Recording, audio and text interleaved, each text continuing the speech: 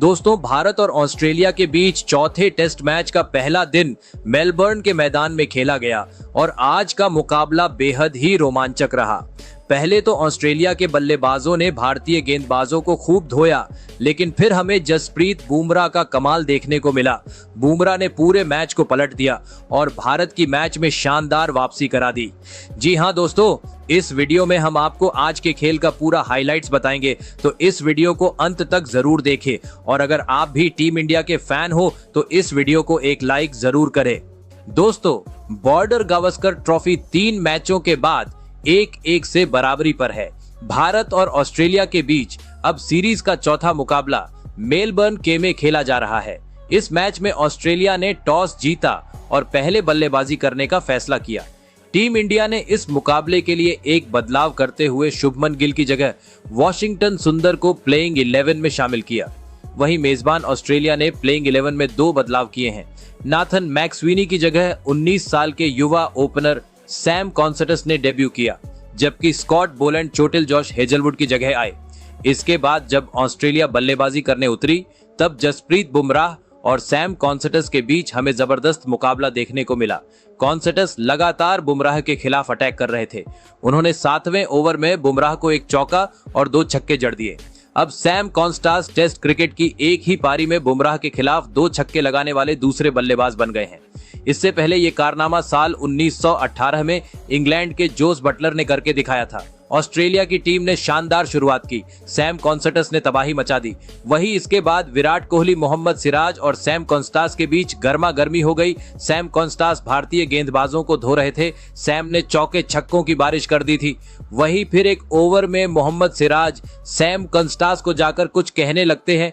कॉन्सटस अच्छी बल्लेबाजी कर रहे थे, इसीलिए सिराज उनको स्लेज करने की कोशिश करते हैं, लेकिन इससे कॉन्सटस को कुछ ज्यादा फर्क नहीं पड़ता। वहीं फिर ओवर के बाद जब कॉन्सटस जब दूसरी छोर पर जा रहे थे और सामने से जब विराट चलकर आ रहे थे, तब दोनों के बीच टक्कर हो जाती है। दोनों ने एक दूसरे को कंधों से टक्कर मार दी, जिसके बाद विराट आग बबूला हो गए और कॉन्सटस पर भड़क गए। दोनों एक दूसरे को गुस्से में कुछ कह रहे थे। उस्मान ख्वाजा और अंपायर्स को बीच में आकर मामले को ठंडा करना पड़ा। इसके बाद ऑस्ट्रेलिया की क्राउड विराट कोहली को बू करने लगते हैं, तो कॉन्सटस क्राउड की ओर इशारा कर उन्हें और मोटिवेट करते हैं। इससे भी कॉन्सटस को कुछ फर्क नहीं पड़ता, वो अपनी ताबड़तोड़ बल्लेबाजी जारी रखते हैं।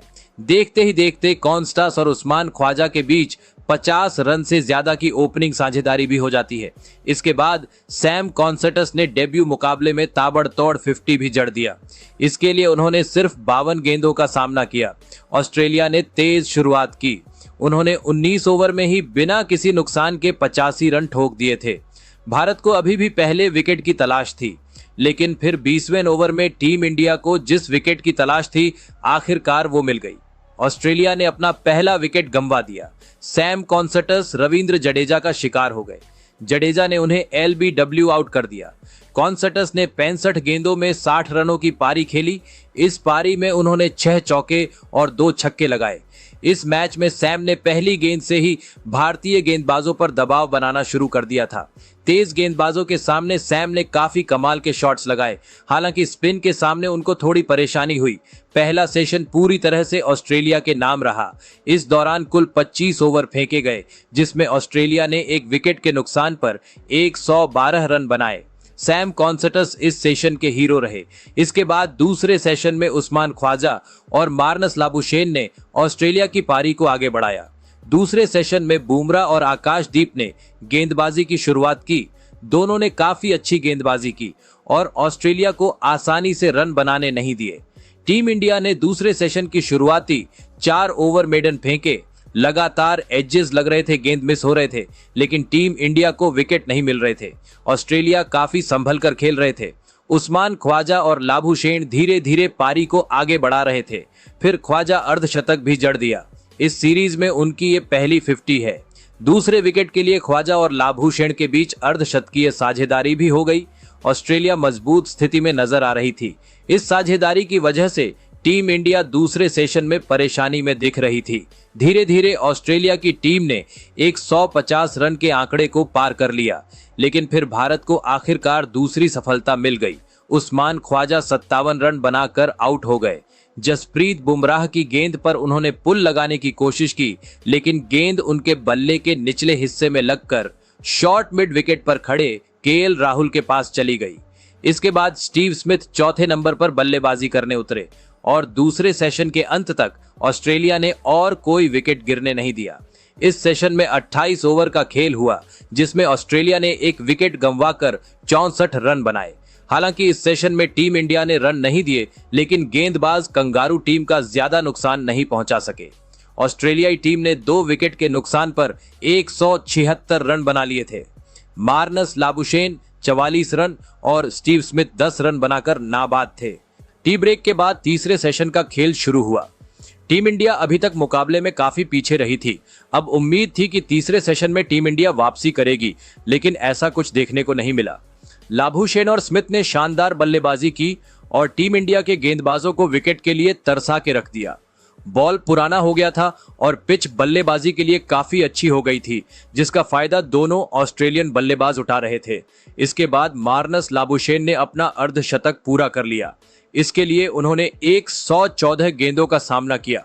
उस्मान ख्वाजा के आउट होने के बाद मार्नस लाबुशेन और स्टीव स्मिथ ने शानदार बल्लेबाजी की और अर्धशतकीय साझेदारी कर ली। ऑस्ट्रेलिया की टीम ने 58 ओवर के बाद 2 विकेट के नुकसान पर 200 रन बना लिए, लेकिन फिर 66वें ओवर में ऑस्ट्रेलिया की टीम ने अपना तीसरा विकेट गंवा दिया। मार्नस लाबुशेन 72 रन बनाकर आउट हुए। वो वॉशिंगटन सुंदर का शिकार हो गए। मार्नस सुंदर को एक बड़ा शॉट लगाने गए, लेकिन मिस टाइम कर बैठे और विराट कोहली ने उनका कैच पकड़ लिया। 237 के स्कोर पर ऑस्ट्रेलिया का चौथा विकेट गिरा। इसके बाद ट्रेविस हेड बैटिंग के लिए आए तो कप्तान रोहित ने तुरंत जसप्रीत बुमराह को अटैक पर लगा दिया और बुमराह ने वही किया जिसके लिए उन्हें लाया गया था। उन्होंने खतरनाक फॉर्म में चल रहे ट्रेविस हेड को क्लीन बोल्ड कर चलता किया। हेड बुमराह की बॉल को पढ़ने में नाकामयाब रहे और उन्होंने बॉल को लीव कर दिया, लेकिन बॉल सीधे स्टंप्स पर जाकर लग गई। ट्रेविस हेड अपना खाता भी नहीं खोल पाए और 240 के स्कोर पर ऑस्ट्रेलिया को चौथा झटका लगा। इसके बाद मिचेल मार्श बल्लेबाजी करने आए और उन्हें भी बुमराह ने ज्यादा देर तक टिकने नहीं दिया। बुमराह ने मार्श को लगातार परेशान किया, जिसके बाद फ्रस्ट्रेट होकर मार्श बुमराह को एक बड़ा शॉट खेलने गए, लेकिन गेंद उनके बल्ले के किनारे को लेकर सीधे ऋषभ पंत के हाथों में चली गई। मिचेल मार्श सिर्फ 4 रन बना सके और इस तरह 246 के स्कोर पर ऑस्ट्रेलिया का 5वां विकेट गिरा। टीम इंडिया ने लगातार 3 विकेट झटक कर मैच में जबरदस्त वापसी की और इसका पूरा श्रेय जसप्रीत बुमराह को जाता है। पिच बल्लेबाजी के लिए काफी अच्छी थी। ऐसे में 250 रन के अंदर ऑस्ट्रेलिया के 5 विकेट झटकना बड़ी बात थी। अब टीम इंडिया के पास अच्छा मौका था ऑस्ट्रेलिया को सस्ते में ऑल आउट करने का।